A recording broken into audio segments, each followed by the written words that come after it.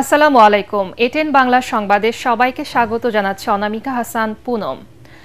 গাজীপুরের সাংবাদিক আসাদুজ্জামান তুহিন হত্যার ঘটনায় আরও ৩ জনকে গ্রেফতার করা হয়েছে। এ নিয়ে মোট ৮ জনকে গ্রেফতার করল আইনশৃঙ্খলা বাহিনী। প্রেমের ফাঁদে ফেলে বাদশা নামে একজনকে কোপানোর ভিডিও ডিলিট না করায় সাংবাদিক তুহিনকে হত্যার দায় স্বীকার করেছে মূল হোতা স্বাধীন সহ আটক আসামিরা। গতরাতে জেলার শিববাড়ি এলাকা থেকে তাকে গ্রেফতার করে র্যাব। সবশেষ কিশোরগঞ্জ থেকে শহীদুল নামে আরও একজনকে আটক করেছে র্যাব। চাঞ্চল্যকর এই হত্যা মামলায় ১৫ আগস্টের মধ্যে আসামিদের বিরুদ্ধে চার্জশিট দেওয়ার আশ্বাস দিয়েছেন গাজীপুরের পুলিশ কমিশনার। এই হত্যার নিন্দা জানাই এবং আমরা এটির জন্য পুলিশ প্রশাসন থেকে আমরা সত্যি এটির জন্য আমরা খুবই দুঃখিত। এটি আমাদের কিছুটা হলো ব্যর্থতা অবশ্যই আছে। এটার পিছনে কেউ ইন্ধনদাতা আছে কিনা, প্রথম দিকে যে কথাটি বলা হয়েছে যেটি কোনো গোষ্ঠী বা রাজনৈতিক দলের আশ্রয় প্রশ্রয় বা কেউ এটিকে এখন পর্যন্ত আমরা চাই না, আমরা এটি পাই না। They are simply criminal. We want to see them as a criminal. ৫ আগস্ট স্বৈরশাসক শেখ হাসিনার পতনের পর দেশের মানুষ মুক্ত পরিবেশে বুক ভরে শ্বাস নিতে পারছে বলে মন্তব্য করেছেন বিএনপির ভারপ্রাপ্ত chairman Tarique Rahman. Doctors association of Bangladesh ড্যাবের সম্মেলনে ভার্চুয়ালি দেয়া বক্তব্যে তিনি আরও বলেন, মানুষ সব ক্ষেত্রে ইতিবাচক পরিবর্তন দেখতে চায়। বিএনপিকে দেশবাসীর সেই আকাঙ্ক্ষা পূরণ করতে হবে। তারেক রহমান বলেন, বিএনপি প্রথম ৩১ দফার ঘোষণার মাধ্যমে রাষ্ট্র সংস্কারের সুনির্দিষ্ট প্রস্তাবনা দিয়েছে। আমি একজন কার্ডিয়াক পেশেন্ট, সো আমার যখন অ্যাটাক হয়, যখন ক্লিয়ার হয়ে গেল আমার স্টেন্টিংটা করার পরে, তখন যেভাবে হঠাৎ করে দমটা ফিরে পেলাম আমি, ঠিক আমার কাছে মনে হয়েছে ৫ তারিখে বাংলাদেশের মানুষ হঠাৎ করে বুক ভরে শ্বাস নিতে পেরেছে।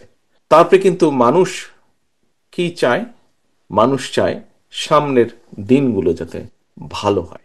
বিএনপির সবচাইতে বেশি সম্ভাবনা দেশ পরিচালনা করার একটি নির্বাচনের মাধ্যমে অবশ্যই। সেই জন্য বিএনপির কাছে প্রত্যাশা করে বেটার কিছু, ভালো কিছু চেঞ্জ করার, একটি পরিবর্তন আনার। আমাদেরকে সেই শুরুটা করতে হবে। নির্বাচনের উপর ভোটারদের আস্থা ফেরানোটাই বড় চ্যালেঞ্জ বলে মন্তব্য করেছেন প্রধান নির্বাচন কমিশনার এম নাসির উদ্দিন। তার আশা, নির্বাচনের দিন ঘনিয়ে আসার সাথে সাথে দেশের আইন শৃঙ্খলা পরিস্থিতির উন্নতি হবে। সুষ্ঠু ভোট আয়োজনে আইন শৃঙ্খলা স্বাভাবিক রাখার চ্যালেঞ্জ মোকাবেলায় কমিশন প্রস্তুত বলেও জানান সিএসি। সকালে রংপুর আঞ্চলিক নির্বাচন কর্মকর্তার কার্যালয়ে সাংবাদিকদের সাথে আলাপকালে তিনি এসব কথা বলেন। ভোটের 2 মাস আগে ত্রয়োদশ জাতীয় সংসদ নির্বাচনের তফসিল ঘোষণা করা হবে জানিয়ে সিএসি বলেন, আইন কানুন মেনে অবাধ, সুষ্ঠু ও নিরপেক্ষ নির্বাচন করতে কমিশন অঙ্গীকারবদ্ধ। বিগত সময়ে যারা নির্বাচন প্রক্রিয়ার সাথে যুক্ত ছিল তাদেরকে বাদ দিয়ে নতুনভাবে সংযুক্ত করা হবে। পরে রংপুর বিভাগের 8 জেলার জেলা উপজেলা পর্যায়ের নির্বাচন কর্মকর্তার সাথে মতবিনিময় করেন নাসির উদ্দিন। আস্থা ফিরিয়ে আনা এটা একটা সবচেয়ে বড় চ্যালেঞ্জ হয়ে দাঁড়িয়েছে আমাদের জন্য। মানুষ যে বিশ্বাস স্থাপন করা যে এই দেশে একটা সুষ্ঠু নির্বাচন হতে পারে, এই দেশের লোকজন, আইনশৃঙ্খলা বাহিনী, প্রশাসনের লোকজন, তারপরে আপনার এই যে প্রিসাইডিং পুলিশ অফিসার মিলে একটা সুন্দর নির্বাচন দিতে পারে, এই যে একটা মানুষের যে বিশ্বাস, আস্থা জায়গাটাকে সৃষ্টি করে দেওয়া, এটা একটা সবচেয়ে বড় চ্যালেঞ্জ হয়ে গেছে। জাতীয় পার্টির একাংশের 10ম জাতীয় কাউন্সিল চলছে। রাজধানীর গুলশানের একটি পার্টি সেন্টারে সকাল 11টার দিকে শুরু হয়েছে এই সম্মেলন। কয়েকশো নেতাকর্মীর উপস্থিতিতে আবারও কিছুটা সরব হয়েছে দলটি। অনুষ্ঠানের শুরুতে ঢাকা ও আশপাশের জেলার নেতা এবং বহিষ্কৃতরা বক্তব্য রাখেন। এ সময় জিএম কাদেরের নানা সমালোচনা করেন তারা। বলেন, তার কারণে যারা রাজনীতিতে নিষ্ক্রিয় হয়েছে তারা দেশ গড়তে আবার এগিয়ে আসবে।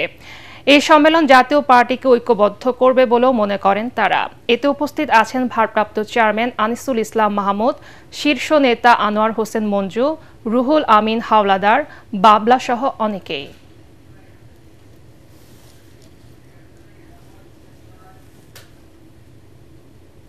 পরবর্তী সংবাদ দেখার আমন্ত্রণ জানিয়ে এখনকার মতো শেষ করছি।